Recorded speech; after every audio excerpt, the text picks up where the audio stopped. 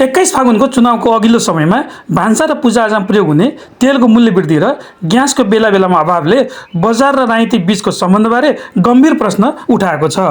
देशभरि नै तगडा सिन्डिकेट चलाएर बसेको ठुला वा थोक व्यापारीलाई मूल्य बढ्ने र बजारमा सामान अभाव हुने कारणबारे सोध्यौँ भने चुनावपछि मात्रै सबै सहज हुने बताउँछन्। अर्थात् चुनाव भनेको उनीहरूको लागि मूल्य बढाएर राजनीतिक पार्टीले दिएको चन्दा उठाउने र नाफा कमाउने सुनौलो अवसर हो।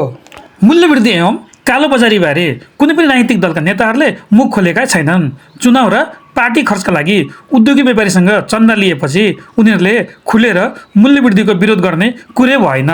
रोचक पक्ष के छ भने गुटका साहुहरूले समेत मूल्य वृद्धि गरेर राजनीतिक पार्टीका नेताहरूलाई दिएको चन्दा र गाडीको पैसा उठाउन सफल भएका छन्। यो नै हो बाह्य रूपले नदेखिने हाम्रो वास्तविक नेपाल। अधिकांश राजनीतिक दलहरूले प्रत्यक्ष र समानुपातिकमा ठुला उद्योगी व्यवसायीहरूलाई उम्मेदवार बनाउने कारण पनि यही भित्री आर्थिक चलखेल हो।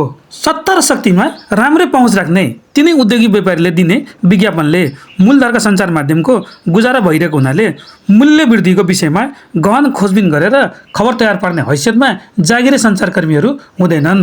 क्यामेरा अगाडि र पत्रिकाको पानामा आकर्षक र चोटिला शब्दहरू पोख्दै लोकतन्त्रको बारेमा गफको खेती गर्ने प्रधान सम्पादक र समाचार सम्पादकहरू आफ्ना साहुहरूको स्वार्थमा नाच्ने कठपुतलीहरू मात्र हुन्। बिचरा पत्रकारहरूले पनि चेन अफ कमान्डको पालना गर्दै आफूभन्दा माथिको हाकिमको आदेश र भनेको कोणमा समाचार लेख्नुपर्छ।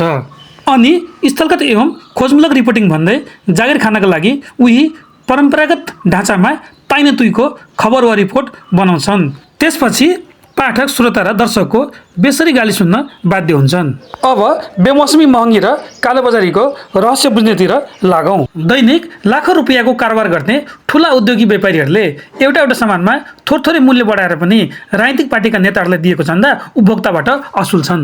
यसलाई सरल भाषामा यसरी बुझौँ।